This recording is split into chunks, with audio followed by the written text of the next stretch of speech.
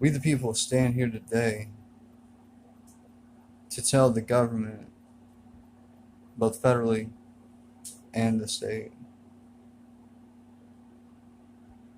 that we will no longer be persecuted for our actions against self.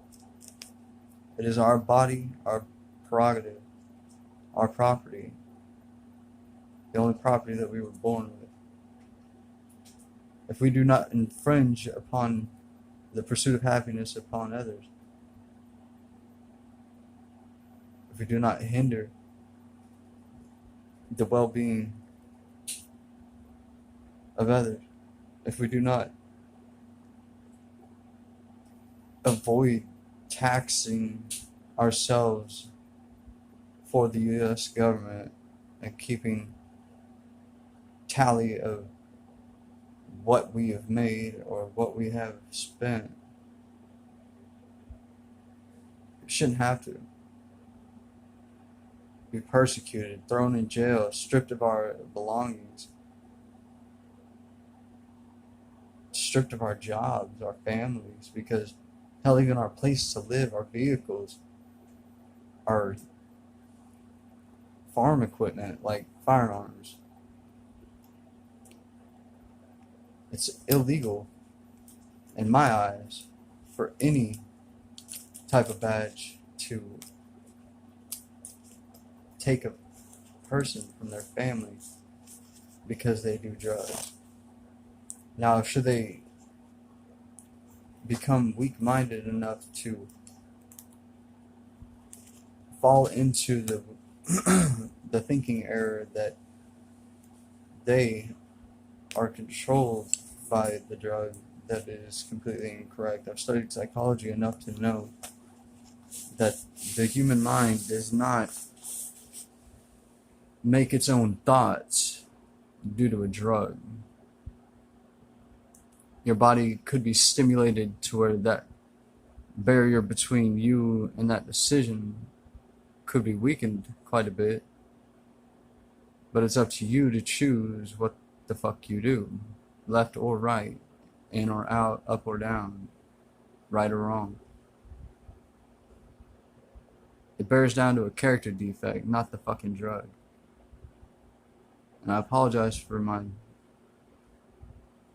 language, but I'm very passionate about what it is that I discuss on this topic. I myself have been a mood-altering substance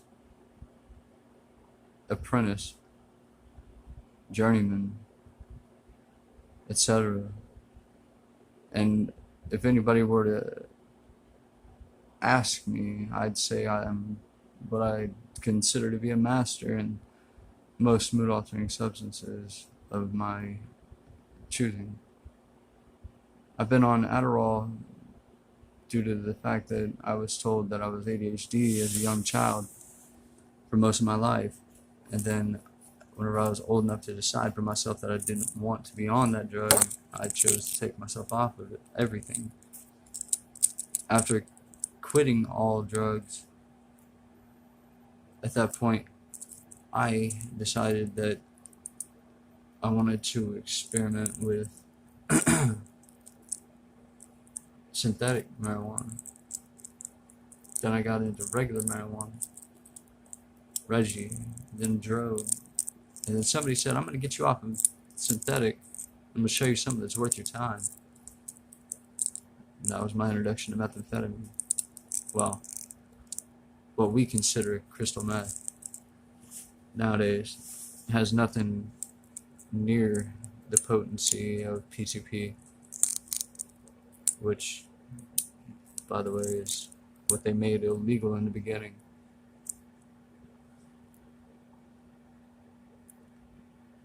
From my understanding.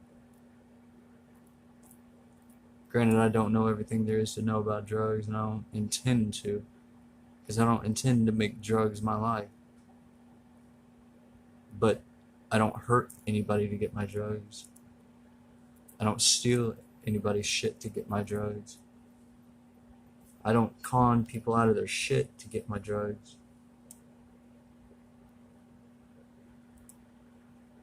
And I don't go out and do stupid shit or hurt anybody when I'm on drugs. I don't go out and get all barred out and fucking drive a vehicle until I kill somebody or myself or destroy property. In fact, most of the time I stay at home and tinker on shit, make things better than they are, or fix things that were broken, or exercise, or come up with new theories and ideas.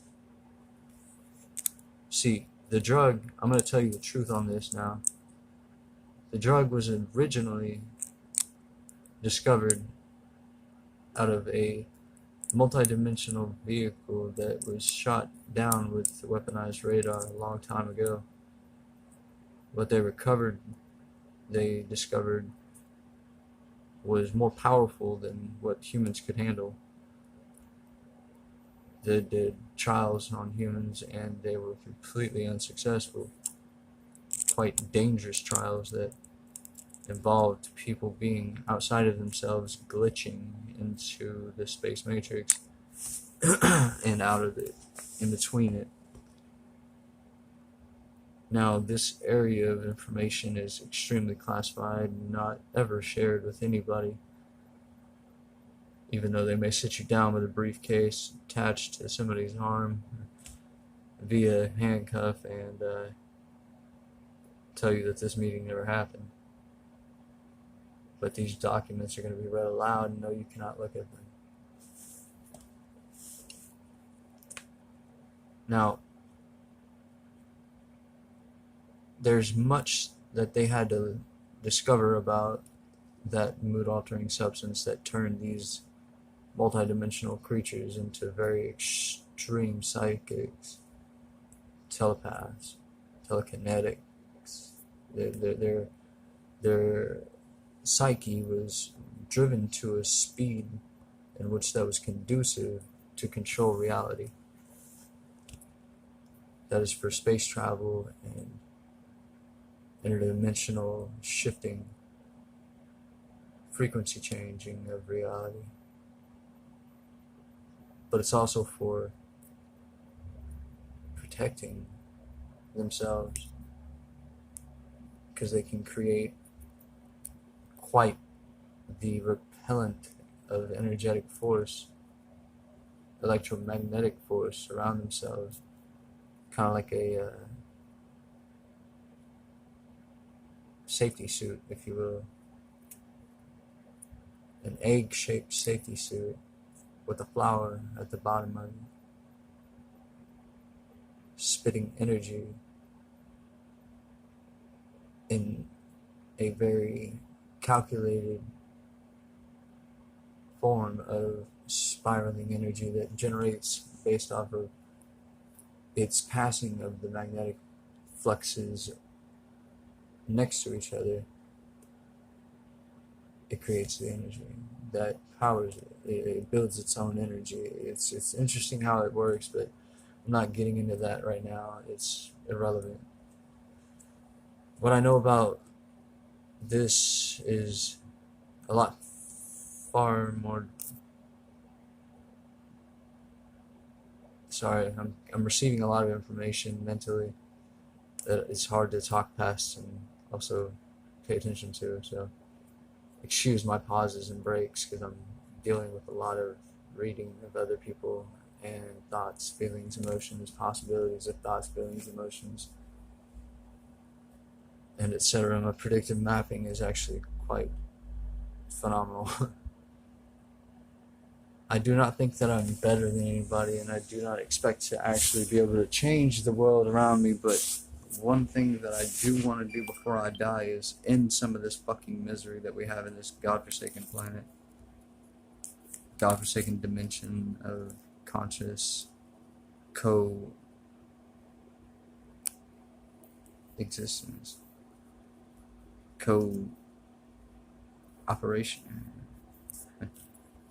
We build this world collectively with our psychic understanding. Our awareness seems to hold the very fabric of this existence in place because of what we will into it.